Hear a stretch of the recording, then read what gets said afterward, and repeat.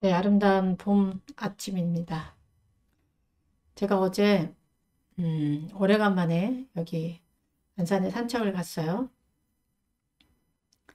산책을 갔는데 아주 봄을 맞이해서 새싹들이 막 꼼실꼼실 나오고 또 작은 꽃들이 이렇게 피어 있는 모습을 보았어요.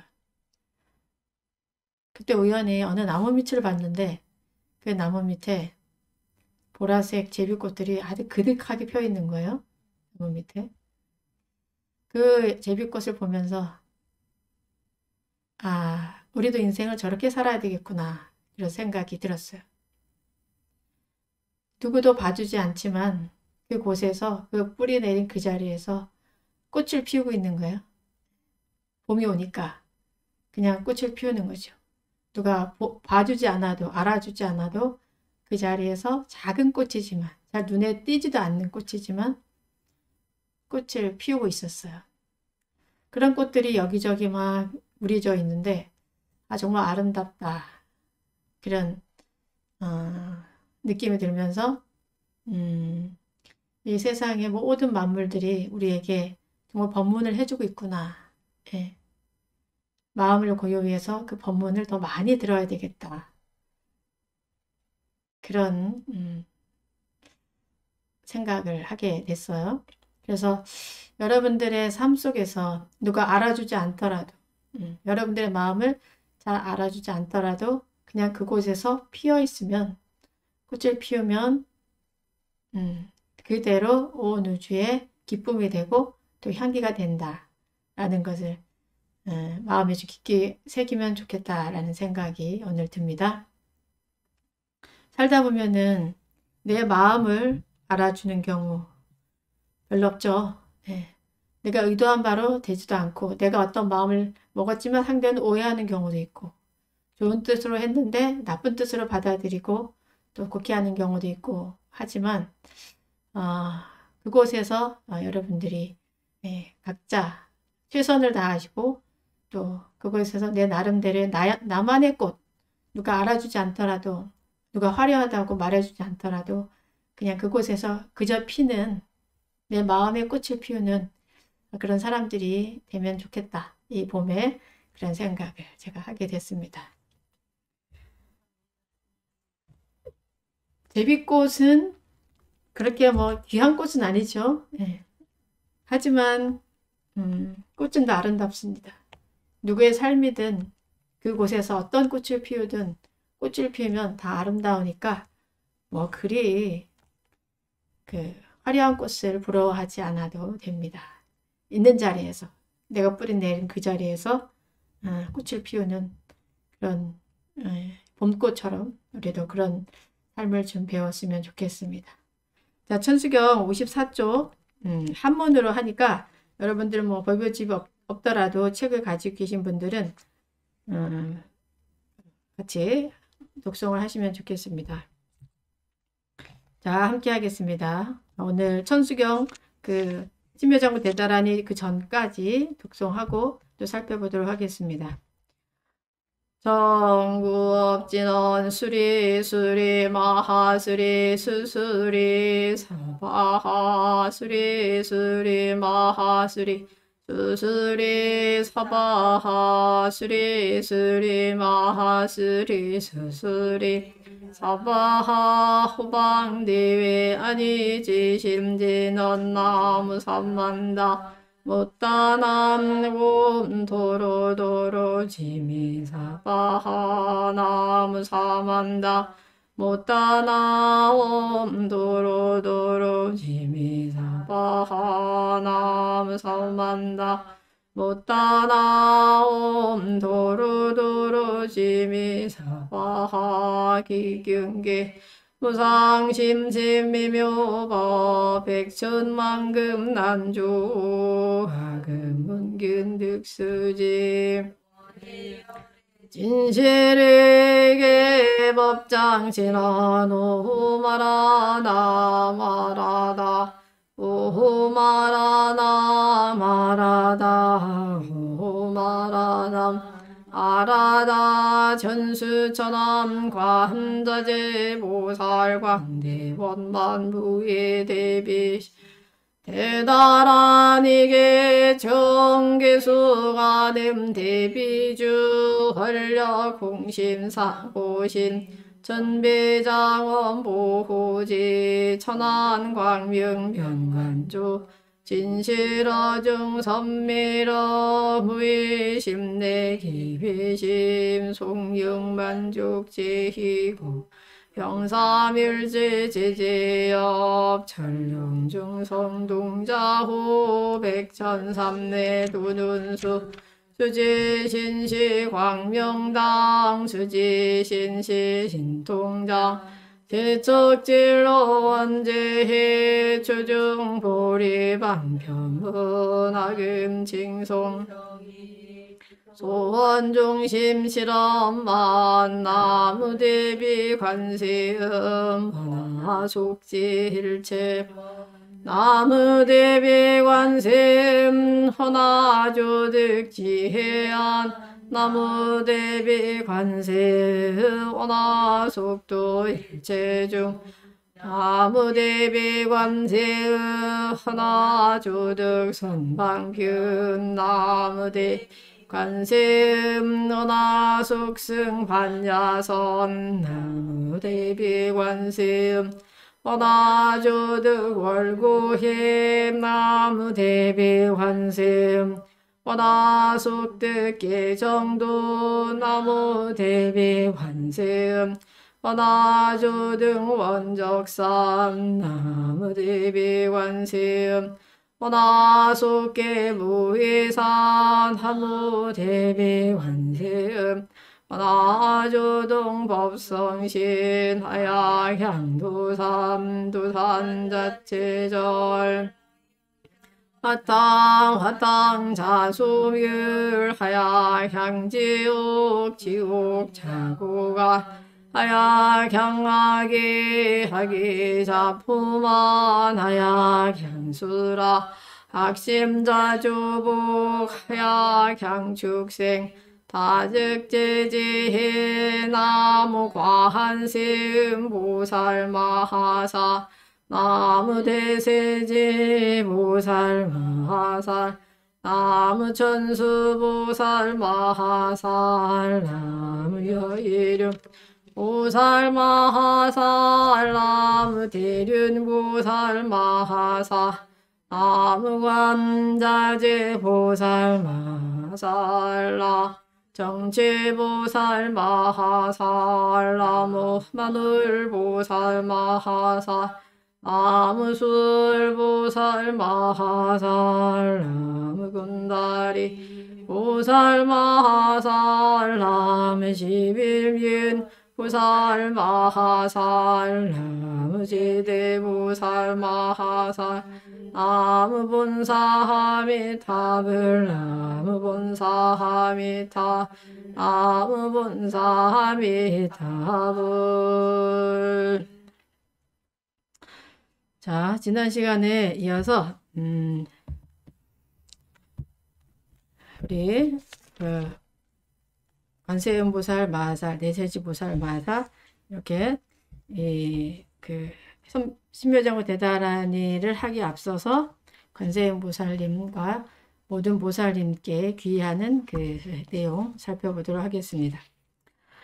자, 관세음보살님에 대해서는 지난 시간에 많이 살펴봤고요. 네, 대세지보살님부터 좀 보면은, 자, 대세지보살님은 아미타 부처님의 어느 쪽에 계셔요? 오른쪽이에요, 왼쪽이에요? 네, 오른쪽. 네, 이렇게 여러분들 봤을 때 아미타 부처님 중앙에 계시면은, 자, 아미타 부처님을 중심으로 봐야 돼요. 우리 중심이 아니라 아미타 부처님이 이렇게, 제가 아미타 부처님이라면은 좌보처 이쪽으로 관세음보살님, 오른쪽으로 대세지보살님 그렇게 계신 거예요. 그래서 아미타 부처님의 오른쪽에서 아미타 부처님을 이렇게 도와주는 역할을 하고 있어요. 그래서 이제 보처보살님이라고 이렇게 말하죠. 그래서 이 대세지보살님은 그 득세지 또 세지 대세 이런 이름으로 불리는데 이 보살님의 역할은 어떤 역할을 하냐면은 지혜의 광명으로 일체 중생을 널리 비추어서 사막도의 고통을 여의고 또 위없는 힘을 얻게 하는 분이에요. 힘. 그 고통을 여의고 위없는 힘을 얻게 하는 분. 그분이 이제 대세지 보살님인데 그래서 이 여러분들이 그 연보를 해서 극락 정토에 가고 싶잖아요. 그 극락 정토에 가기 위해서는 연보를 열심히 아미타 부처님을 열심히 이렇게 염해야 되는데 그렇게 그 흔들림이 없는 힘이 있어야 사실은 끝까지 연보를 하게 되죠. 그래서 나무 대세지 보살 마살하면은 그 흔들림이 없는 그 힘을 갖게 해주는 그 보살님이신 거죠. 그래서 대세지 보살님 저로 하여금 이 연불 수행을 열심히 해서 흔들림이 없는 그 힘으로 극락정토 가게 해주십시오. 아니면은 제가 흔들림이 없는 그런 힘으로 정진하게 해주십시오. 뭐 이런 발언을 한다면은 또 그만큼 또 가피가 있겠죠. 자, 그 다음에 이제 천수보살에 대해서는 지난 시간에 이제 잠깐 보기도 했는데 이 대세지 보살님을 빼놓고 나머지 이 10분은 관세음 보살님의 또 다른 이름인 거죠. 원래 관세음 보살님은 이 역할이 많으셔서 그때그때 이렇게 나투는 영향력이 많아서 이름이 아주 많으신데 그 대표적으로 그 33개예요. 33개. 그래서 여러분들 뭐 특히 낙산사 가면은 낙산사 가면 간음전이 있는데 거기에 가면은 이 33 간음을 다 이렇게 모셔놨어요. 여러분들이 관세음 보살님 우리가 아는 보통 아는 관세음 보살님은 수월 관음이잖아요. 많은 사람들이 아는 분들이 그렇게 안 생기고 왜 이렇게 생기셨을까? 왜 이렇게 다양한 모습일까? 이렇게 생각할 수 있는데 대표적으로 33개의 이름을 가지고 있으셔요. 근데 그 중에서 천수경에서는 이제 10가지를 놔두고 계시죠. 그래서 이제 이 사람은 각대 역할에 따라서 달리 불리는 거죠. 여러분들이 뭐 집에서는 엄마일 수도 있고 엄마라 부르는 누구는 나를 엄마라 불러. 또 어떤 사람은 나를 아내라 불러. 또 우리 각자 어머니는 나를 또 딸이라 불러. 친구는 친구라 불러. 이렇게 그때그때 그 어떤 영향력에 따라서 이름이 달라지듯이 관세음 보살님은 이제 그만큼 영향을 많이 주시기 때문에 활동하시는 범위가 넓기 때문에 이름도 이렇게 많이 가지고 계시는 거예요. 근데 이 천수보살이 가장 대표적인 이름이기도 하죠. 수월 관음보다도 어떻게 보면 천수천왕 관자재 보살 해가지고 여러분들이 많이 알고 계시잖아요. 눈이 1000개요, 손이 1000개다. 이렇게. 그래서 여러분들이 뭐 태화 같은 거 봤을 때 태화에 보면은 막 눈이 많이 그려져 있고 손이 많이 그려져 있고 손 위에 또 눈에 그려져 있는 모습. 그분이 이제 천수보살이 되는 거예요. 그래서 이 천수보살은 지옥 중생의 혹시만 고통을 해탈해 주신다고 해요. 그리고 모든 중생들의 소원을 빨리 성취시켜 주시는 분이에요. 왜냐? 손이 1000개고 눈이 1000개니 그만큼 많으니까 중생들의 그 발언을 빨리빨리 성취시켜 주신다. 그렇게 우리가 믿고 있습니다. 자, 그 다음에 이제 그 여의륜 보살이에요. 나무 여의륜 보살 마살. 여의륜 보살. 이 여의륜 보살은 천상에 있는 그 하늘 중생들을 제도하시는 관세음 보살님의 이름이라고 합니다. 천상에 계시는. 그래서 여의륜 하면은 여의륜 하면 여의보주, 여의보주와 그 다음에 보륜 그가 이렇게 합성된 거예요. 그래서 이 그 여의보주와 보륜의 공덕으로 일체 중생을 고통에서 구제하시고 또 그 심원 각각의 마음에 따라서 구하는 바를 성취시켜 주시는 보살이다 라는 뜻이에요. 그래서 여의보주는 그렇잖아요. 그 원하는 게 있으면 다 이루어주는 그런 구슬이잖아요. 우리가 알고 있기에. 그 보륜 하면은 그 법의 보자에다가 박기륜. 그래서 이 바다 깊게 있는 그 여의보조를 꺼내서 그 힘으로 법률을 굴린다. 그런 이제 의미인데, 그 여의보 하면은 그 부처님의 가르침이죠. 여의주가 모든 소원들을 이루어주고 모든 그 장애를 없애준다고 하잖아. 그와 같이 그 부처님의 법은 여의주와 같아서 여러분들이 부처님의 법을 들으면, 부처님의 법을 받으면 그 가피력으로 모든 고통이 사라지는 거죠. 사실 그렇습니까? 이게 이해가 좀 안 되는 분들도 있을 수 있어요. 많이 실천을 안 한 분들은. 부처님의 가르침 내가 실천해보면 뭐 쉽게 모든 고통의 근원은 뭐다? 집착이다. 애착이다. 이 말씀을 하셨잖아요. 특히 사성제 이거에서. 내가 지금 괴로운 것이 가만히 들여다보니 왜 괴로운가 봤더니 내가 애착하고 있어서 괴롭구나. 이걸 알게 되죠. 예를 들면 우리 아이가 뭐 100점을 못 맞아. 그래서 내가 괴로워. 우리 아이는 왜 100점을 못 맞을까 하고 막 괴로워서 아이가 학교에서 돌아오면은 막 공부를 시키고 막 열심히 놀지도 못하게 하고 막 이렇게 하고 있는 내 자신을 보게 돼요. 아이는 또 놀고 싶은데 엄마가 계속 강요하니까 괴로워. 아이도 괴롭고 엄마도 괴로워. 왜 이렇게 괴로울까? 들여다보면은 옛날에는 이제 몰랐는데 그냥 괴로워만 하고 있었는데 부처님의 사성제 설법을 듣고 모든 괴로움의 고통, 그 고통의 원인은 애착이다. 집착이다. 딱 보고 내가 우리 아이를 집착하고 있구나.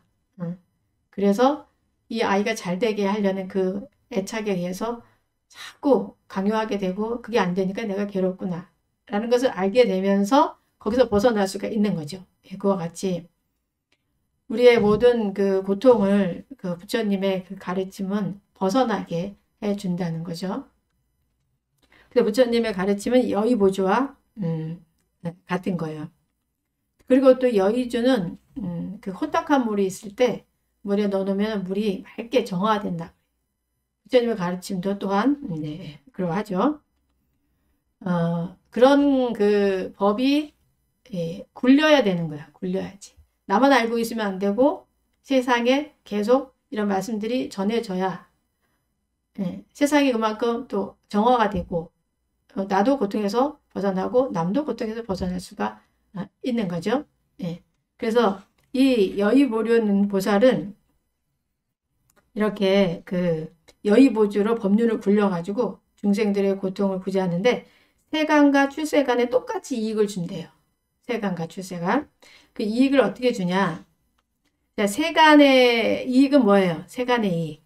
세간의 그 재물이라고 볼 수 있는 거. 세간의 재물은 뭐죠? 여러분들 좋아하는 거?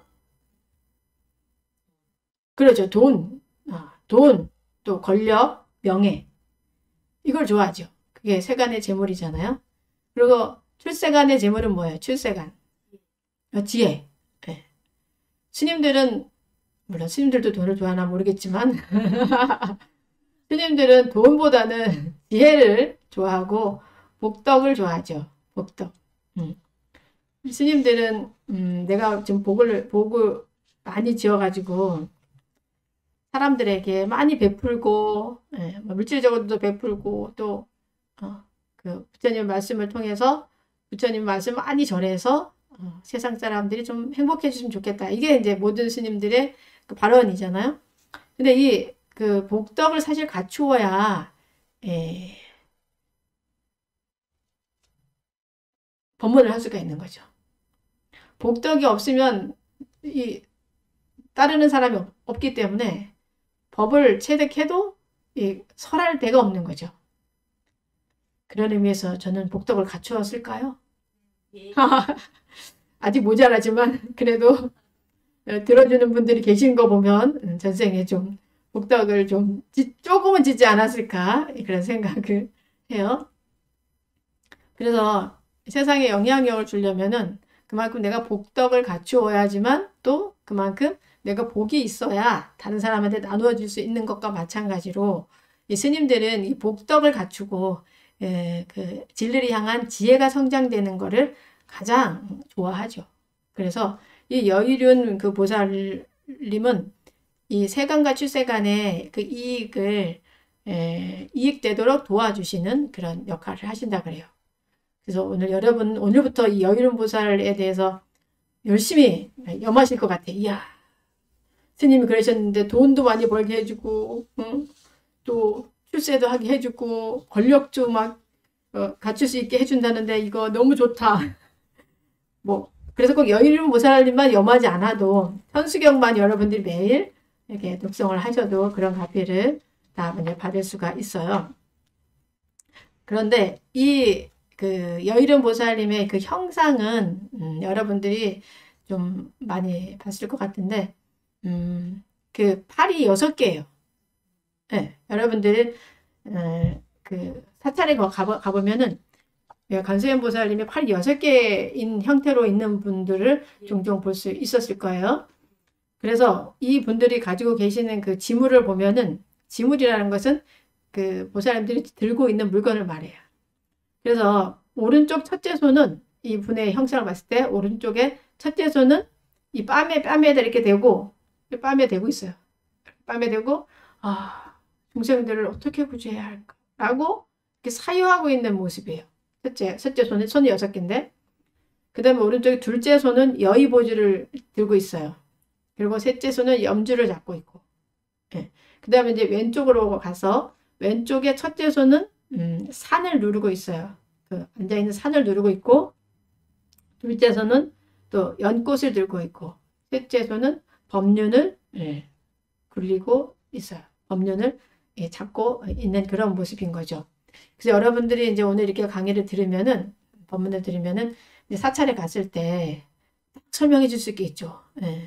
일반적으로 사람들이 친구랑 같이 갔는데 친구가 야, 관세음 보살님이 우리가 알기로는 그냥 이렇게 뭐 용을 타고 계신다거나 수월 가늠처럼 이렇게 바닷가에 이렇게 앉아 계시는 그런 모습인데 왜 이분의 팔이 6개야? 이렇게 질문할 때가 있겠죠. 왜 이렇게 팔이 많아? 대부분의 우리 불자님들은 아직 질문에 답을 못하죠. 네. 손을 이렇게 대고 있는 모습을 보면 아니 왜 부처님이 관세음 보살님이 손을 자기 얼굴에 대고 있어? 몰라. 이렇게 하면은 안 됩니다. 내가 좀 아는 불자가 돼야죠. 너를 어떻게 도와줄까 지금 고민하고 계시는 거야. 이렇게 어떻게 하면 너를 행복하게 해줄까 고민하고 계시는 거야. 네. 이렇게 설명을 해주면 얼마나 멋지겠어요. 네. 그럼 또 법륜 있잖아. 법륜은 이렇게 동그래 가지고 이렇게 6바퀴 이렇게 있잖아요. 저건 또 뭐야? 그러면 저건 법륜이야. 법의 바퀴란 뜻이야. 부처님의 가르침이 널리 세상에 퍼져서 모든 사람들이 고통에서 벗어나고 행복해지기를 바라는 그런 마음의 표현이야. 이렇게 여러분들이 설명을 해줄 수 있어야지만 됩니다. 그래서 이 여의륜 보살 마살 여의주를 가지고 계시고 또 손에 그 법륜도 가지고 계시잖아요. 이렇게 여의주를 가지고 모든 중생들의 고통을 다 소멸해주고 원하는 바를 다 이루어주게 해주겠다라는 그런 마음의 표현인 거죠. 자, 그리고 또 6개잖아요. 6개. 6개는 손이 6개라는 거는 육도 중생을 구제한다는 그런 상징을 가지고 있습니다. 자, 그 다음에 대륜보살. 대륜보살도 관세음보살님의 또 다른 이름인데 그 법륜을 굴리는 그 관세음보살 모습을 또 상징하고 있는 거예요. 그래서 중생들이 원하는 대로 그 부귀와 재산과 지혜를 다 갖추어 주겠다라는 그런 의미를 가지고 있어요. 그 다음에 이제 관자재보살, 마하살이잖아요. 관자재보살. 관자재보살은 자제하다는 거죠. 자제해. 자유자재한 능력을 가지고 계시는 거예요. 모든 것에서 자유자재하죠. 그래서 우리 특히 그 반야신경 봉독할 때 관자재보살 나오잖아요. 그죠? 관자재보살이 행신바람 일다를 행할 때 예, 나오잖아요. 거기에 나오는 관자재보살 또 관세음보살님의 다른 표현이라는 거죠. 다만 이 자제한다는 것은 모든 것을 자제한 거예요. 마음으로서 자제가 돼야 되고 또 이런 능력적인 면에서도 자제한 그런 이제 그 능력을 가진 분이라는 거죠. 그 다음에 이제 정치보살이 있어요. 정치보살. 정치보살은 어떤 의미냐면은 중생들을 바른 길로 인도하시는 관세음보살님이에요. 바른 길로. 특히 그 해탈의 길로 빨리 들어서게 하는 그런 역할을 하시는 거예요. 그리고 그 방법을 알려주시는 분이에요. 네. 이 정치보살은 그 화엄경에도 나오는데 화엄경의 53 선지식 중에서 29번째 선지식이 정치보살이에요. 그래서 이 선제동자가 이 정치보살을 이제 만나고 이제 질문을 하게 되는데 어떻게 보살의 길을 가야 합니까? 라고 이제 물었을 때 이제 답을 이렇게 해주셔요. 근데 이 답이 이분의 이름을 보면은 그 답을 알 수가 있어요. 예. 이 정치보살이 산스크리트어로 보면은 아나냐 가민이야. 아나냐 가민. 근데 이 뜻이 뭐냐면은 이 아나냐 가민이라는 산스크리트어의 뜻이 뭐냐면은 하나의 목표를 정해두고 그것을 향해서 한눈 팔지 않고 묵묵히 걸어간다는 뜻인 거예요. 예. 그래서 이것을 정치라고 한역을 한 거예요. 원래 산스크리트어인데 이것을 중국에 와서 중국 그 선지식들이 번역을 했잖아요. 그래서 정자가 바를 정자, 그 다음에 그 취자가 나아갈 취자인 거죠. 예. 한눈 팔지 않고 바르게 한 곳으로 쫙 나아가는 이런 그 보살. 또 이런 마음이 있을 때 진정한 이제 깨달음을 얻을 수 있고 또 이 중생을 우리가 구제할 수 있는 그런 능력을 갖추게 된다는 거예요.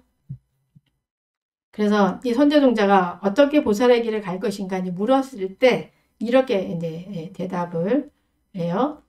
오로지 용맹정진하여 물러서지 않고 겁이 없는 보살들. 선근이 부족하고 뜻이 청정하여 보살의 근기를 얻고 지혜의 눈이 있는 이라야 듣고 지니고 알고 말할 수 있다. 이렇게 말씀하셨어요. 그래서 용맹정진한다는 게 굉장히 중요한 부분이죠. 물러서지 않는 그런 용기. 여러분들이 수행을 하다가도 조금 힘들면은 어떻게 해요? 아, 이거 힘들어. 이러다 병나면 어떻게? 좀 쉬자. 이런 마음을 갖죠. 물론 이것도 지혜롭게 해야 돼요. 어느 정도는. 그래서 우리가 기도를 한다거나 수행을 할 때는 먼저 좀 몸을 만드는 시간이 필요해요. 내가 몸을 좀 만들어야 돼. 내가 어떤 특별한 수행을 한다 그러면은 예를 들면은 뭐 그 전날 좀 일찍 잔다거나 또 음식도 골고루 좀 잘 먹고 해서 몸이 견딜 수 있는 몸을 만들어야 돼. 예. 그렇게 하고서는 그 용맹정진을 함에 있어서는 그것을 밀고 나가야 되겠죠. 예. 조금 하다가 힘들어서 못하겠어. 이렇게 하면은 이 정치보살이 못 되는 거예요. 정치의 역할.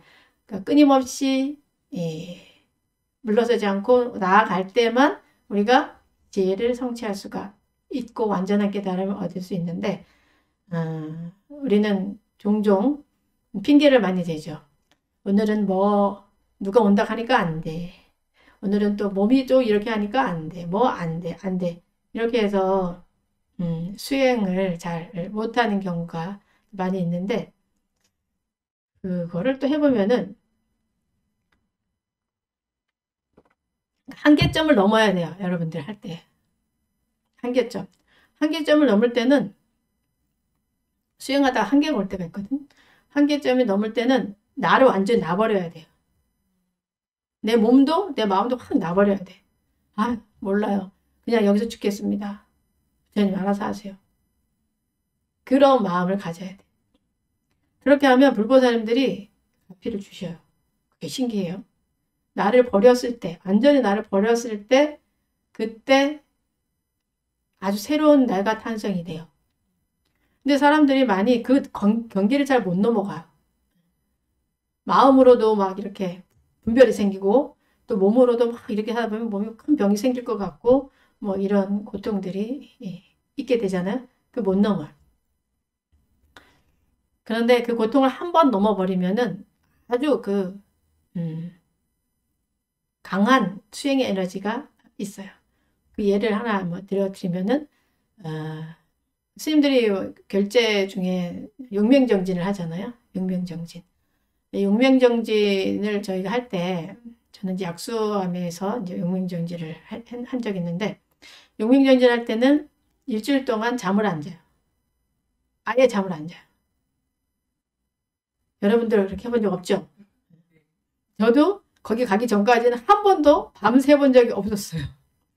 근데 그래도 한번 그 맛을 보고 싶어가지고 이제 특히 이제 해인사 가풍은 용맹정진을 항상 하기 때문에 야 이번엔 나도 한번 용맹정진 해야 되겠다 하고 이제 갔어요.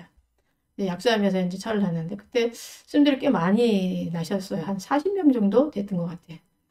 그래서 이제 용맹정진 기간이 이제 오면은 이제 7일 되면은 특히 이제 그 부처님 그 성도 제의를 맞이해서 용맹정진을 하거든요. 그건 물론 그 겨울에는 항상 그 성도 제의를 맞이해서 앞으로 용맹정진을 하고 또 여름에도 또 그렇게 해요. 근데 제가 갔을 때는 여름이었어요. 그래서 이제 절대 자면 안 돼요. 그래서 어떻게 하냐면 큰 방에 선방에 서로 대자를 쳐. 대자를 친다는 건 뭐냐면은 서로 마주 본다는 거예요. 평상시 때는 벽을 보고 앉아있어. 명상 참선할 때. 그런데 용맹정진 오면 대자를 쳐. 그래가지고 동그랗게 이렇게 동그랗게 서로 마주보고 앉아요. 그러니까 어떻게 좋겠어요. 그죠? 서로 바라보니까. 남 안 보니까 내 벽만 바라보고 있으면 내가 좀 별로 괜찮은데. 서로 마주보고 하는 거예요. 절대. 그리고 그 규칙이 있어요. 쉴 때 잠깐 뭐 화장실을 간다거나 뭐 점심을 먹고 이렇게 쉴 수가 있잖아요. 그때도 절대 내가 쉬더라도 이 등을 벽에다 기대면 안 돼요. 절대 안 돼요. 그래서 처음에 이제 하기 전에 다 그런 얘기를 해주셔요. 그래가지고 이제 딱 하면은, 처음에는 좀 하다가 어느 정도 좀 졸립잖아요. 졸리면은, 뭐 졸릴 때 되면 이제, 특히 저녁 때, 밤에 졸립잖아. 그러면 그 돌아가면서 장군죽비를 이제 가지고 다녀요. 장군죽비는, 돌아가면서 쳐요, 돌아가면서. 한 사람만 치는 게 아니라. 처음부터 이제 그 어린 스님부터 해가지고 쭉 다니시면서, 이렇게 하다가 이렇게 좀 졸고 있으면 어느새 여기 장군육비 여기 딱 대고 있어요. 이렇게 아이고 내가 열심히 하다가 내가 이렇게 좀 졸다 보면은 장군육비 언제 여기 와 있어. 그럼 어떻게 하냐면 이렇게 어깨를 대주는 거예요. 이렇게 어깨를 대줘요. 그러면 이제 그걸 장군육비를 이제 이렇게 따닥딱딱 이렇게가 딱 쳐줘요. 그리고 이쪽 한번 맞고 또 이쪽 한번 맞고. 그래서 그 소리 굉장히 커요. 그 죽비 소리인데 사실 그렇게 아프지는 않아요. 소리만 크지. 그러면 이제 그걸 듣고 또 다른 스님도 옆에서 졸고 있다 아이고 깜짝이야 나도 맞을라. 그래서 또 정신을 차리죠. 이렇게 해서 그거를 장군죽비가 길어요. 그래서 장군죽비야 하냐. 보통 죽비가 요만한데 그거는 아주 키만 해. 이걸 딱 들고 다니면서 이제 누가 졸기만 하면 가서 이렇게 쳐주는 거죠. 그래서 깨워. 그렇게 해서 이제 밤을 이제 세우는 거죠. 그래서 7일을 해요. 7일을 앉아요. 근데 처음에는 그게 불가능할 것 같은데 다 함께 하기 때문에 그게 가능해요. 뭐 재밌는 이야기도 많아요. 그거 할 때. 우리 어떤 스님은 갑자기 막 다 앉아 있는데 갑자기 눕는 거예요. 너무 졸려가지고 자기 눕지도 모르고 누워. 뭐 그런 경우도 있어. 그러면 스님 이제 입승 스님께서 이제 손짓을 해요. 쟤 좀 저기다가 방에다가 데려다 주라고. 뭐 이렇게 하는 경우도 있고 어떤 또 해인사에는 그 용명정진 기간에 어떤 스님이 안 들어오더래. 아이고 이 스님 어디 갔나 큰일 나잖아요. 왜냐면 뭐 정신도 약간 좀 멍하고 몸도 정상이 아닌 상태가 되거든요. 막 경험한 바에 의하면 3일 정도 되면은 구름을 걷는 것 같아요. 그래서 조심해야 돼요. 걷는 것도. 허공을 걷는 것 같은 그런 느낌이 막 들어요. 그래서 행사에서 어떤 스님이 안 들어오셔가지고 큰일 났다 막 찾았더니 겨울에 어떤 스님이 이렇게 산책을 어디를 하다가 눈이 온 그 길이었는데 눈 속에서 눈을 막 덮으면서 아이고 따뜻해 아이고 따뜻해 그러고 있었다는 이야기가 있어요. 그만큼. 근데 영명정진을 하셔 그 7일을 그래서 한숨도 안 자고 이렇게 앉아서 그렇게 해요. 근데 그게 끝나잖아요. 그게 끝나면은 근데 이제 자락을 해 이제 그날 밤에 이제 자락하는데 저는 자락하니까 그게 너무 안 자는 게 익숙해가지고 너무 아까운 거야. 이대로 더 밀고 나가야 되는데 막 그런 마음이 이제 들었는데 그렇게 한번 해보면은 이 참선 뭐 1시간, 2시간 하는 거는 그냥 아주 쉬워요. 굉장히. 네, 겁이 안 나요. 근데 여러분들은 참선 안 움직이고 1시간 하겠습니다. 그러면 벌써 겁부터 나잖아요. 그와 같이 이 수행이라는 것은 좀 한계점을 이렇게 넘어가는 그거를 할 때 이게 업그레이드가 되면서 그때 업장소멸이 이게 아주 이게 돼요. 그래서 아예 내 몸과 마음을 놓고 나를 버리고 해야 돼. 그렇게 할 때 희한하게도 이 불보살님들이 지켜주셔요. 신장님들이 지켜주셔요. 그래서 수행하다가 죽었다는 사람은 없어요. 참선하다가 죽었다 이런 사람 없고 절하다가 죽었다 그런 사람 없어요. 그만큼 내가 열심히 정진할 때는 이 불보살님들의 가호가 있는 거죠. 특히 이 정치보살의 가호가 있겠죠. 내가 지금 흔들림 없는 그런 마음으로 제가 나아가겠습니다 라는 그런 마음을 이제 보이면은 그 불보살님들이 얼마나 예쁘겠어요. 제가 도와드리겠습니다 하고 어떤 힘이든 주게 되는 거죠. 용맹정진을 할 수 있는 용맹정진을 할 수 있는 사람은 정말 행복한 사람인 것 같아요. 용맹정진을 하고 싶어도 그게 안 되는 경우가 아주 많죠. 네. 그래서 용맹정진을 하려고 하면은 이런 가피를 받으려면 여러분들이 공덕을 지어놔야 돼요. 공덕.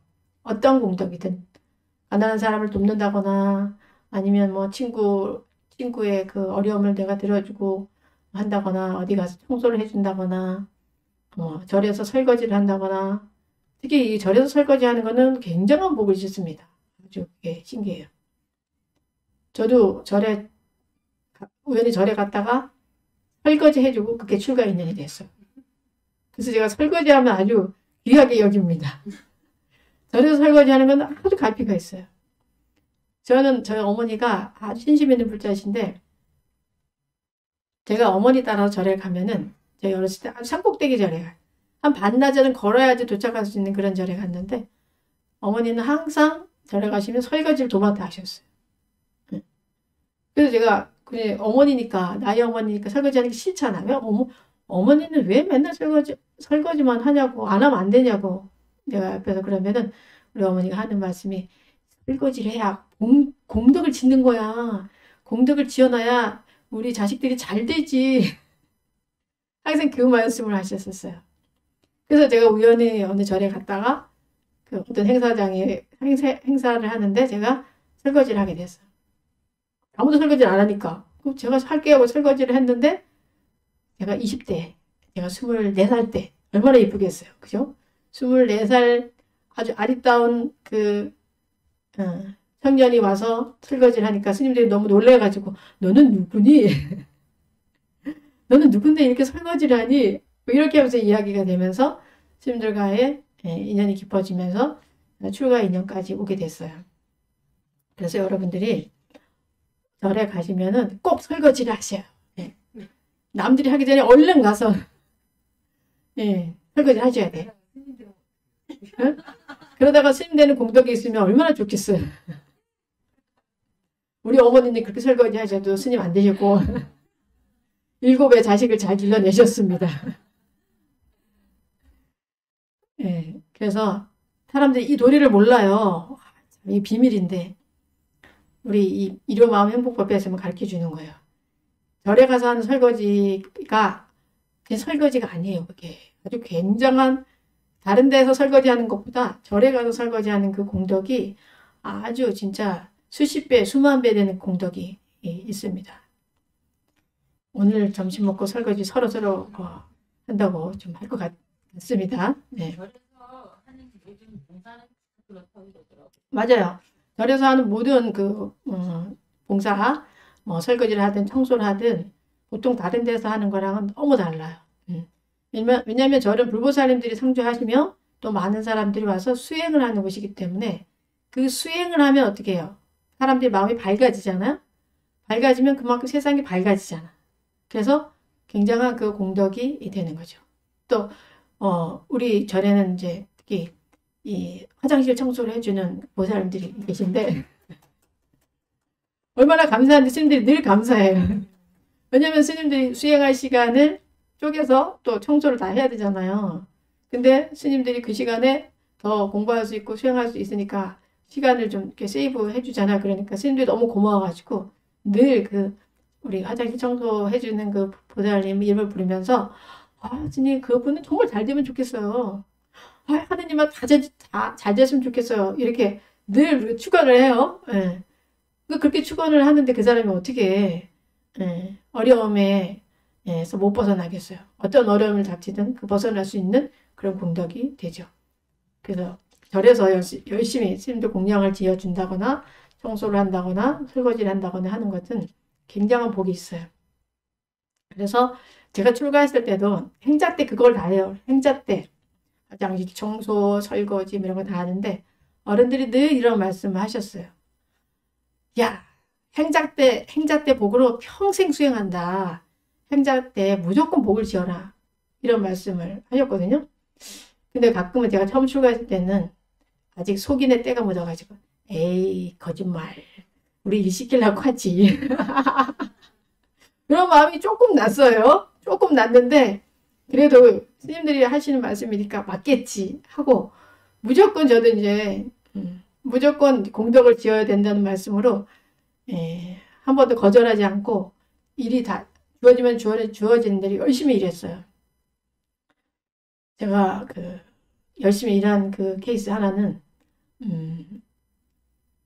50명 식사를 50명 식사를 1년 반 동안 30세끼를 했어요. 스님 2명이서. 얼마나 어렵습니까?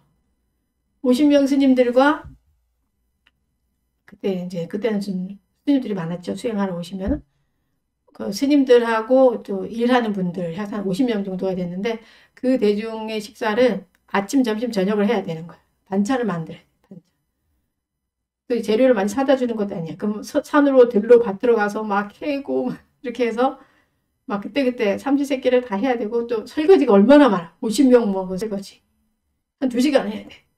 설거지를 계속 열심히 하면서 야 내가 이거 설거지를 해서 내가 수행하는데 장애가 없고 복이 된다면 얼마나 좋은가 기쁘게 했거든요. 그렇게 하다 보니까 정말 선방에 갔을 때도 별로 장애 없고 공부를 하면서도 공부도 잘 되고 그랬었어요.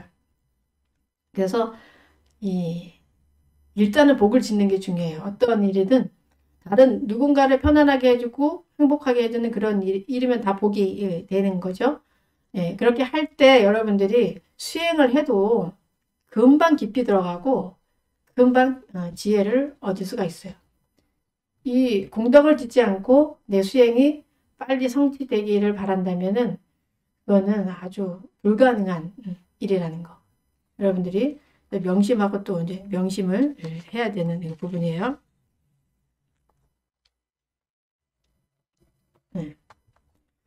그래서 정치보살은 이렇게 꾸준히 그 목표를 향해서 나아갈 수 있게 이렇게 좀 도와주시는 분이에요.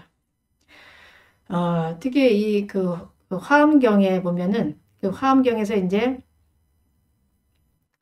그 정치보살이 이제 이런 대답을 하는데 이 정치보살은 어디서 왔다고 하냐면은 동방묘장세계의 보승생 부처님으로부터 왔노라 라고 이렇게 말을 하고, 거기서부터 떠난 지 말로 표현할 수 없을 정도로 오래되었으며 한 생각 속에 말할 수 없는 많은 길과 그 한 걸음마다 말할 수 없는 부처님 세계를 지나면서 부처님께 위없는 마음으로 공양하면서 동시에 수많은 중생을 구제했노라. 이렇게 위없는 마음으로 모든 부처님을 공양하고 또 중생을 구제했기 때문에 이런 해탈문을 얻었다. 이런 이제 말씀인데, 이 위없는 마음으로 부처님께 공양한다. 이것이 굉장히 또 중요해요. 부처님께 공양을 올려야 되는 거죠. 부처님의 공양을 올린다는 게 무슨 의미냐? 물론 우리가 생각하는 이런 부처님, 어떤 형상의 부처님께도 이렇게 올리면서 그 가피를 받을 수 있지만, 특히 화엄경에 의거하면은 모든 중생들이 다 부처의 성품을 가지고 있고 다 부처의 화연이라고 보잖아요. 그래서 여러분들이 만나는 사람마다 공양을 올리고 지극히 대접하는 거. 그 또한 부처님께 공양하는 일이 된다는 거. 그것을 우리가 좀 항상 명심을 좀 해야지 됩니다. 그리고 늘 중생을 구제한다. 이런 마음을 늘 가져야 되는 거예요. 중생을 구제한다는 게 뭐예요? 중생을 구제한다. 중생을 어떻게 구제해줘요?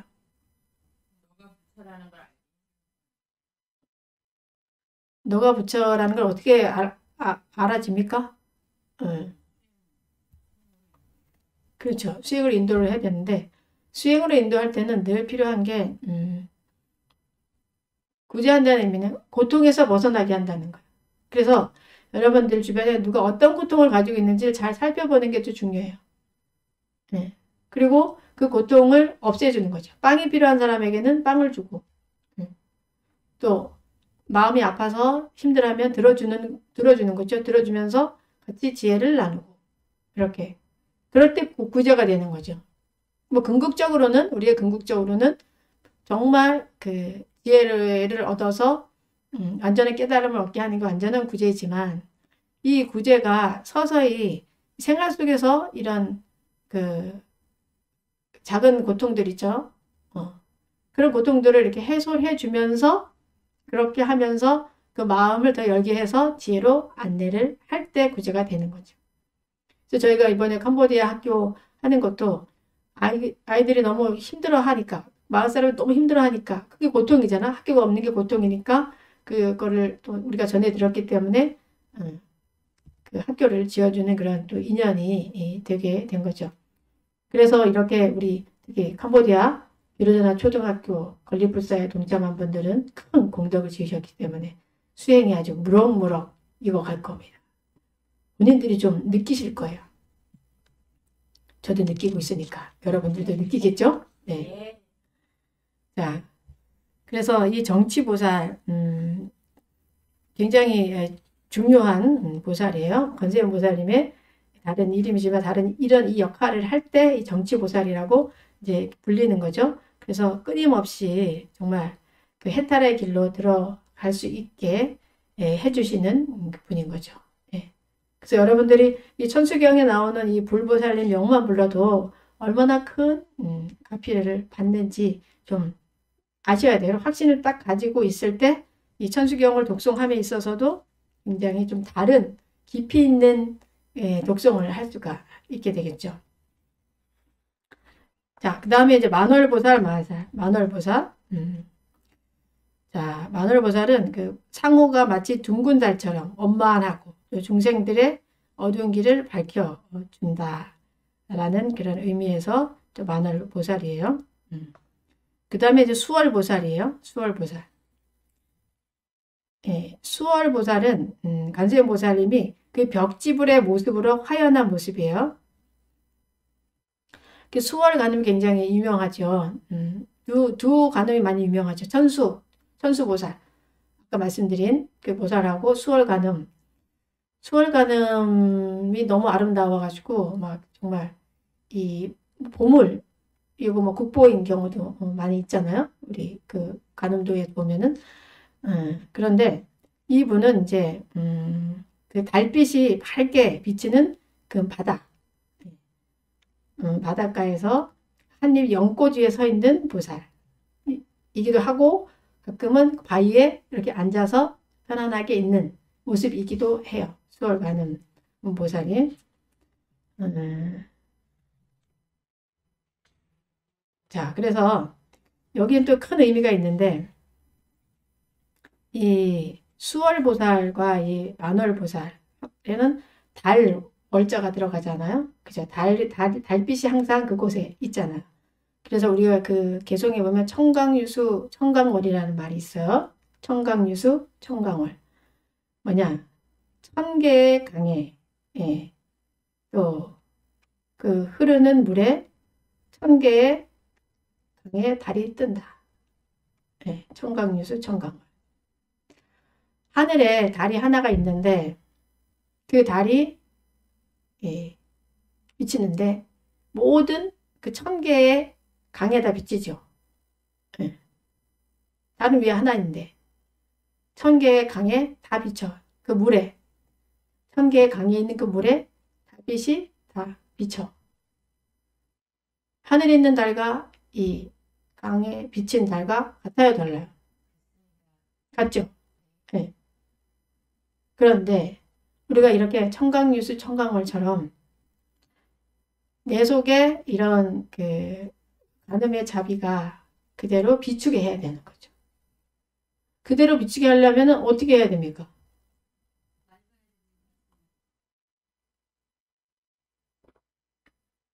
맑아야 되겠죠. 이 마음이 맑지 않으면 여기에 비치겠어요? 마음에 이 강이 환하지 않으면 맑지 않으면 안 비쳐. 혼탁한 물에는 달이 비칠 수가 없어요. 네. 그와 같이 우리의 마음을 청정하게 했을 때 특히 이 관세음보살님이 내 속에 비치게 하려면은 내가 관세음보살님 같은 그런 마음, 중생을 위하는 마음, 사랑하는 마음, 청정한 마음을 내가 가질 때 그때 바로 관세음보살님이 그 달이 여기에 딱 비치겠죠. 네. 그래서 결국은 하나가 될 수가 있겠죠. 우리가 부처님이 가피를 안 주신다. 아이 부처님이 나를 가피를 안 해주시는 거야. 이렇게 투덜투덜 할 때가 있잖아요. 내가 기도했는데 왜 부처님 나를 가피 안 주신 거야. 그럴 때는 나 자신을 반성해야 돼요. 내 마음이 청정한가? 내 마음이 맑은가? 네. 내 마음이 정말 부처님 같은가? 부처님과 같을 때는 그 가피가 항상 있어요. 근데 어떤 부분에서 나는 부처님과 같지 않은가? 여러분들이 이제 돌아봐야 또 그것을 고쳐야 정말 부처님의 가피가 내 속에 그득 찰 수가 있는 거예요. 저는 이번에 우리 그 캄보디아 그 불살하면서 느낀 게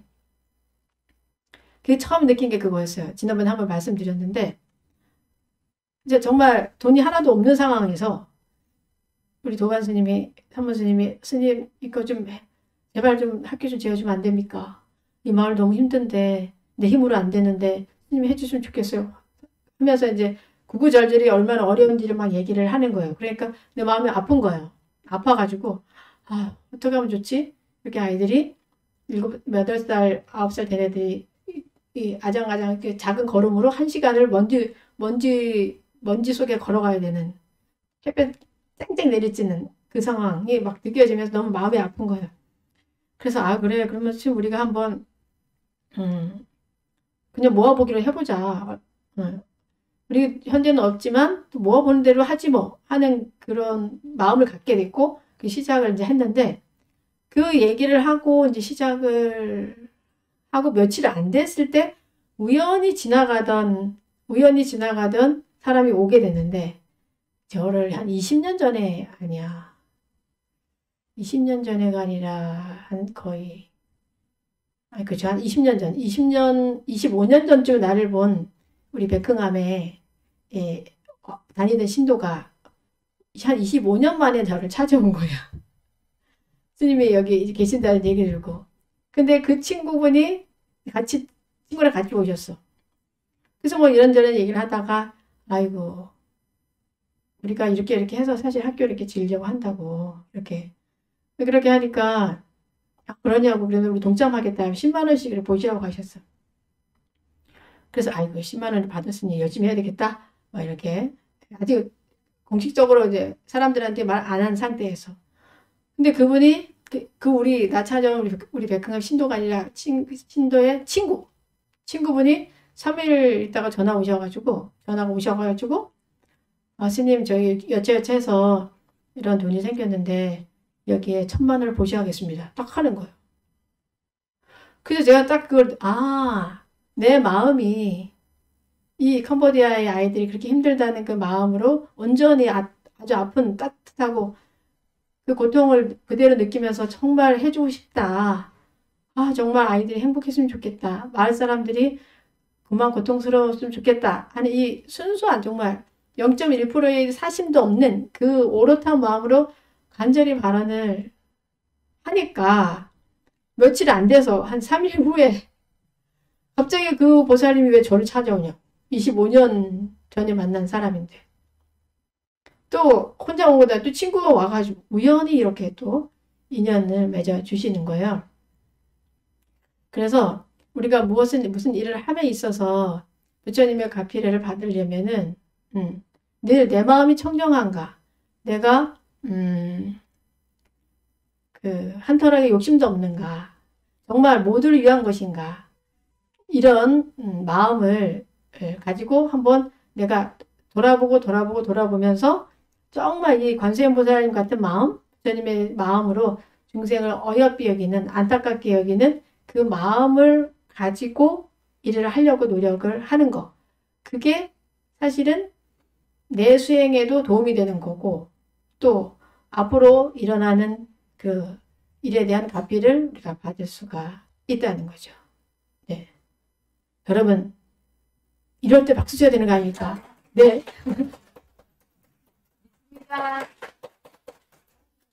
네, 부처님의 가피를 받을 수 있는 지름길, 관세음보살님의 가피를 받을 수 있는 지름길, 관세음보살님의 마음으로 임하라. 그 마음에 한터럭의 망상도 없는 그런 순수한 마음이라면은 그렇게 가피를 받을 수 있다는 거예요. 그래서 이 순수하다는 것은 결국 맑은 마음과 똑같은 거예요. 하늘에 달이 떠 있는데 내가 마음을 맑게 해야, 내 물을 깨끗이 해야 달이 온전하게 이렇게 비치듯이, 그래서 그 밝은 광명을 받을 수 있듯이 내 마음을 아주 청정하게 해야, 원래 우리 본성자리의 마음은 정말 부처님 마음이잖아요. 우리가 무명에 가리워서 자꾸 탐진치로 이렇게 어리석게 해서 그런 거지, 원래 우리는 부처라 하셨잖아요. 깨달은 분께서. 그러니까 그 말이 맞는 거죠. 그렇기 때문에 그 마음, 나의 본성 자리를 찾아서 정말 청정하고 순결한 그 마음 자리를 내가 찾을 때, 그 마음을 가질 때 무한한 그 가피력이 형성된다는 거죠. 그래서 늘 내가 청정한가, 이 마음을 잘 들여다 봐야 되는 거예요. 나는 청정한가. 부처님이 계신다면 지금 어떻게 하실까? 관세음보살님이라면 어떻게 할까? 그래서 그 마음을 자꾸 읽으셔야 돼요. 답이 나와요. 기도하면서 관세음보살님이라면 이럴 때 어떻게 하실까요? 어떻게 할까요? 그러면 답이 바로 안에서 나옵니다. 그래서 여러분들 그냥 욕심 채우는 기도를 하지 마시고, 욕심 채우는 기도는 잘 안 돼요. 희한하게도. 욕심을 내려놓고 마음이 청정해지는 이제 그런 기도를 할 때 바로 여러분들이 원하는 바들이 자연스럽게 이루어질 수 있다는 거죠. 네. 그런데 뭐 우리가 욕심 하지만 어떨 때는 가끔 내가 너무 어려운 경우가 있잖아요. 그때는 나 자신을 위해서 기도를 해야 돼요. 어떤 사람은 내가 어려운데도 내 어려움을 위해서 기도하면 안 되는 것 같다. 남을 위해서만 기도해야 될 것 같다. 이렇게 생각을 하지만 그렇진 않아요. 여러분들 정말 어려움에 봉착해 있을 때는 그 어려움을 해소해 주기를 바라는 간절한 마음으로 부처님께, 관세음보살님께 발언을 해야 돼요. 근데 그 발언할 때 아주 간절해야 돼. 간절한 게 중요해.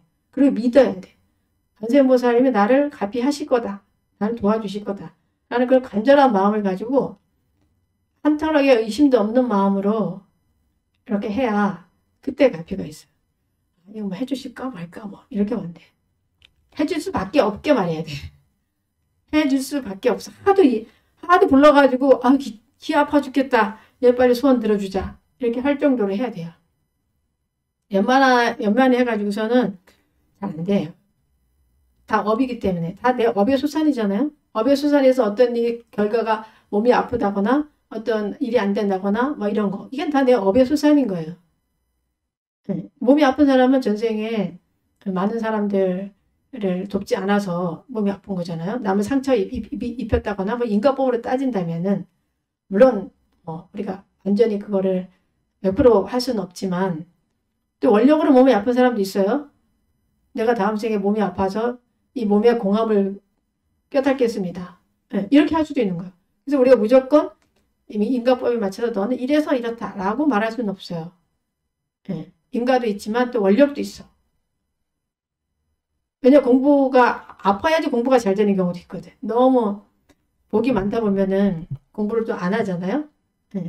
그래서 내가 아파서 그 아픔을 통해서 그 아픔을 벗어나기 위해서 공돌이를 알게 되고 수행하게 되고 몸의 공함을 마음의 공함을 자꾸 관하게 되면서 또 이 공사장을 체득할 수도 있는 거니까 우리가 주변에 어떤 사람들이 어려움에 처했을 때 물론 무조건 그거를 네가 전생에 어떻게 안 해서 그래 이렇게 체벌하면은 절대 안 돼요. 깨달지 않은 한에서는 그걸 함부로 말하면은 안 되는 것이 조심해야 되는 그런 부분이 됩니다. 자, 그래서 가피를 많이 받으셔야 되겠죠. 네. 어떤 가피든 그 가피를 받으려면은 간절해야 되고 한털하게 그 마음이 흔적이 없어야 돼. 맑은 물이어야 돼. 맑은 물. 맑은 물은 또 뭐가 상통하냐면은 일심과 통해요. 일심. 한마음. 한마음 오롯하게. 내가 관세음보살을 염화하면 관세음보살님을 오롯하게. 아미타불을 염하면 아미타불을 오롯하게. 망상이 전혀 들어오지 않고 하나가 되게. 내가 염하는 나의 목소리와 내가 듣는 것이 그 하나가 돼가지고 그 다른 어떤 망상도 없는 그런 자리. 그런 마음 자리로 여러분들이 갈 때 업이 소멸되면서 신기한 일들이 생기게 됩니다. 막 가피 얘기하니까 여러분들 너무너무 좋아가지고 눈이 말똥말똥해지고 있어요. 다들 가피는 받고 싶어서. 가피는 받고 싶어서. 누구나 다 마찬가지죠. 가피를 받고 싶어야 돼요. 가피를 받고 싶어야 가피가 오지. 난 가피 필요 없어. 뭐 그러면은 가피가 안 오죠. 어떤 가피든 부처님 제가 더 지혜롭게 해주십시오. 지혜로워지는 가피를 주십시오. 제가 그 화남에서 벗어날 수 있는 그런 용기를 주십시오. 이런 건 더 쉬워요. 부처님 저 1000만 원 벌게 해주세요. 그건 더 어려워요. 이 마음에서 일어나는 일은 부처님 바깥에 있는 게 내 속에 있기 때문에 답이 다 안에서 이루어져요. 하지만 이 1000만 원 벌고 한 달에 2000만 원 벌고 하는 거는 이 바깥에 있기 때문에 더 이루어지기가 어려워요. 그래서 아주 쉽게 할 수 있어요. 부처님 저 좀 화 좀 안 나게 해주세요. 어떻게 하면 화가 안 날까? 저 좀 지혜롭게 해주세요. 어떻게 하면 지혜로워질까요? 자꾸 여쭤보는 거죠. 어떻게 하면 지혜로워질까? 자꾸 이렇게 하다 보면은 우연히도 선지식들이 앞에 나타나죠. 선지식들은 가끔 그런 질문을 가지고 있을 때 책을 딱 열었을 때 답이 나오는 경우도 있고 그 지나가는 사람 말 한마디 한데도 그게 알아지는 경우도 있고 그냥 도반이 말 한마디 하는데도 알아질 수도 있고 그 내가 간절한 의심을 가지고 있어야 질문을 가지고 있어야 곳곳에서 답을 가르쳐주는 분들이 계시다는 것을 또 알게 돼요. 어떤 사람 이런 말이에요. 왜 나를 이렇게 깨닫게 안 해주는 거야? 나를 왜 이렇게 정진할 수 있게 안 해주는 거야? 알아서 누군가 와서 해주길 바라는 경우가 있거든요. 그런 경우는 없어요. 내가 하지 않으면 옆에 사람들도 도와줄 수가 없어요. 알아서 해줄 수가 없어요. 리어카가 있으면 리어카에 짐이 가득 실려져 있잖아요. 언덕을 올라가야 되잖아. 근데 어떤 사람은 리어카에 짐을 가득 싣고 언덕 올라가야 되는데 아 누가 와서 이거 그냥 저기까지 올려주면 좋겠다 하고 가만히 있는 사람 있는가 하면 내가 힘이 벅차더라도 아 이거를 끌고 가야지 하고 몰고 가는 사람이 있어요. 내가 몰고 가다가 다시 내려오더라도 가야지 하면 누군가 그게 아주 애쓰고 땀을 뻘뻘 흘리면서 좀 고통스럽게 올라가는 거 보면은 옆에서 제가 좀 도와드릴게요 라고 마음이 나죠. 근데 혼자서 아예 그 리아카에 짐을 이만큼 실어놓고 아 이거 누가 알아서 누군가 나타나가지고 저까지 올려주면 좋겠다 하고 있으면 백날 첫날 그렇게 하고 있어도 그 아무도 해주지 않는다는 거죠. 그래서 용기를 가져야 되는 거죠. 어떤 일이든 어려운 일이 있으면 해결하려고 자꾸 노력을 하다 보면은 거기서 방법이 나오고 주변에서 그 안타까움에 이렇게 도와주게 해야 되는 거죠. 그래서 저는 이런 생각이 들더라고요. 부처님은 멀리 계신 게 아니라 내 주변에 있는 분들이 다 부처님이구나. 내가 어떤 일을 할 때 간절히 원하면서 정말 애쓰면 옆에서 도와줘요.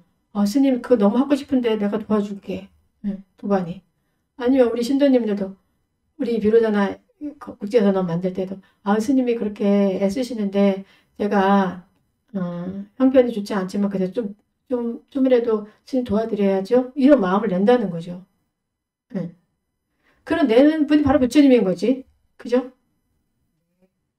그래서 여러분들이 가피를 받으려면 부처님을 감동시키기 전에 주변의 사람들을 감동시켜야 돼요. 결국은 또 주변 사람들이 부처님이기도 해요. 근데 뭔가 아주 소중하게 생각하고 그걸 아주 애쓰고 전력하면서 정말 잠 안 자고 막 노력하는 모습을 볼 때, 그걸 그렇게 하고 싶어 해요? 정말 좋은 건데 같이 합시다 하고 도와주는 마음이 난다는 거죠. 띵까띵까 자기 놀면서, 이거 누가 좀 해주면 좋겠다. 아무도 안 해줘요. 부처님을 감동을 하지 않아. 사람들이 감동을 해야 부처님도 감동을 하게 된다는 거야. 여러분들 좀 반성되지 않습니까? 늘 반성을 해야 됩니다. 그래서 아주 정진이 중요한 거 그래서 정정진이 그래서 필요한 거예요. 팔정도에서 정정진 있잖아요. 근데 영어로 하면은 정진을 right effort 이렇게 표현해요. 아니면 right energy라고 표현해요. right은 거기서 옳다. 그러니까 이게 뭐 오른쪽 왼쪽의 의미가 아니라 right은 거기서 옳다는 의미보다는 적당하다는 의미예요. 적당한. 딱 맞는. 그래서 정진. 그래서 거기에 이제 effort는 뭐야? 노력이라는 거고 에너지. 그거는 힘이잖아. 그래서 아무리 좋은 그 법이 있더라도 길이 있더라도 가지 않으면 안 되는 거예요. 여기 노력을 해야 되는 거죠. 힘들어서 노력을 조그맣고 해야 어느 순간에는 그 길로 가는 거지. 노력을 하지 않고 그냥 앉아서 아이고 뭐 누가 알아서 해주겠지. 자연스럽게 되겠지. 절대 그러지 않아요. 노력하는 자만 가피를 얻을 수 있고 또 지혜를 얻을 수 있다는 거예요. 내가 어리석으면 내 지혜롭기 위해서 자꾸 이것든 저것든 자꾸 노력을 해야 돼요. 봉사도 해보고 경전도 읽어보고 절도 막 해보고 막 어떻게 해야지 지혜로워질까? 어떻게 해야지 내 업장을 소멸할까? 라고 생각하면서 끊임없이 노력을 할 때 바로 사람들이 감흥을 하고 감동을 하고 또 부처님이 감동을 하시게 된다는 거. 그래서 여러분들이 지금 상황이 어떻든지 간에 삶을 괴로워할 필요가 없어요. 하면 돼요. 안 할 뿐인 거지. 이게 어떤 방법이든 내가 무엇을 해결하고 싶다면은 그 길을 한번 가보세요. 열심히 노력을 해보세요. 내 노력이 부족할 뿐이지 안 되는 거는 없다는 거죠. 그런 말이 있잖아요. 성공할 때까지 하면 된다. 성공할 때까지 하면 된다. 제가 이 이야기를 하면서 항상 얘기를 드는 게 제 동생이 한국예술종합대학교 교수로 있는데 거기 들어갈 때 우리 친구가 내 동생이 오수를 했습니다. 오수. 포기하지 않고 떨어져서 또 한다. 떨어져서 또 한다. 그래가지고 결국은 그 학교를 들어갔고 5년 동안 실력을 쌓게 되다 보니까 들어가서부터 아주 우수한 학생이 돼가지고 결국은 그 학교가 인정하는 사람이 돼서 교수가 되고 지금도 아주 왕성하게 활동을 하고 있어요. 네. 그게 중요한 거예요. 뭘 잘하는 게 중요한 게 아니라 내가 원하는 바가 있으면 야 이거 내가 성공할 때까지 한다. 그리고 성불하고 싶은데 성불할 때까지 해본다. 절도 해보고 참선도 해보고 경전도 읽어보고 어떻든지 내 지혜가 성장하도록 나는 해본다. 누가 뭐라 하든지 신경 안 써. 난 내 길을 간다. 이렇게 하다 보면은 성공이 되는 거지. 포기만 하지 않으면 성공이 되는 거예요. 그 어떤 일이든. 포기를 두려워하지 말고. 이 포기는 또 많은 지혜를 주거든요. 아니, 실수는 많은 지혜를 줘요. 그래서, 이번에 왜 실수했지? 아니, 이번에는 왜 떨어졌지? 또 한번 다시 다짐해가지고 보고. 이번에는 왜 또 떨어졌지? 또 한번 이 부분이 부족한가? 한번 또 해보고. 이게 하다 보면은 그때 이제 성공을 하는 거예요. 여러분들이 뭐 사업을 하든 뭘 하든 내가 어떤 목표가 있으면은 그것을 끊임없이 자꾸 돌아보고 또 고치고 돌아보고 또 고치고 또 일어나고 또 일어나고 이렇게 해서 성공을 다들 하시기 바랍니다. 성공을 하면 재밌잖아요. 그죠? 네. 쉬운 성공은 또 금방 사라져요. 좀 어렵게 성공을 해야 그 성공의 가치가 있고 또 지킬 힘이 있는 거죠. 금방 이루어지면 지킬 힘이 없어요. 그게 신기하죠? 그래서 끊임없이 무엇을 하든 끊임없이 정진하는 마음이 필요합니다. 자, 오늘 또 마무리할 시간이 됐는데요. 또 일요법에 함께 해준 분들 소개해 드릴게요. 네, 우리 책일자님이 또 오늘 함께 오셨네요. 그리고 우리 민들레님도 오셨고 우리 묘각신 보살님, 또 황영애님, 이정향님, 신은숙님 오셨는데 부처님의 궁전에 꽃비 구슬소리가 환희심 납니다. 항상 저에게 큰 마음을 낼 수 있도록 하소서. 너무 아름다운 말씀입니다. 여러분들도 늘 큰 마음 낼 수 있기를 바랍니다 하고 부처님 전에 기도하면 어떨까요? 또 이유진님 오셨고 우리 김선유님은 스님의 말씀처럼 제비꽃과 같이 이 자리에서 조용히 집착을 내려놓고 아미타 부처님을 의지하며 살아가도록 하겠습니다. 저는 이런 글을 들을 때마다 너무 행복해요. 일요법회 계속해야 되겠구나. 유튜브로 계속해야 되겠구나. 세상이 그만큼 또 고요해지고 평안해지잖아요. 우리 또 차영숙님 오셨고 동백꽃님 처음 오셨네요. 또 이보연님, 우리 장길자님 네, 이렇게 다 오셔서 오늘 함께 해주셨어요. 인생을 우리가 재밌게 신나게 살아야 됩니다. 신나게 산다는 것은 뭐 성공한다는 게 아니라 어떤 것을 위해서 내 열정을 불태운다는 거예요. 무엇을 위해서든 목표를 정해놓고 성공하지 못하더라도 내가 끊임없이 열정을 불태우다 보면 거기에서 지혜도 생기고 또 복도 짓게 되고 그래서 이 생이 못하면 다음 생까지 하면 되죠. 근데 스님들은 늘 이런 마음으로 살잖아요. 출가한 스님들에게 물어봤을 때 다음 생에는 뭘로 태어나고 싶어요? 그러면 뭐라고 대답할 것 같아요? 다무스님 다음 생에 뭘로 태어나고 싶어요? 다음 생에 물론 그래서 스님이 되고 싶죠. 그거는 당연하죠. 네. 모든 스님들이 다 다음 생에도 내가 스님으로 다시 올 거예요. 라고 대답해요. 네. 그리고 이 생에 내가 성불하지 못한다면 다음 생에라도 내가 와서 꼭 할 거야. 이런 마음을 가지고 네, 스님들은 살고 있거든요. 여러분들도 여러분들의 발언이 있다면 아니 이 생에 못하면 다음 생에도 내가 한다. 이런 각오를 가지고 그냥 정진 이렇게 정진한다는 게 얼마나 멋있고 얼마나 재밌습니까?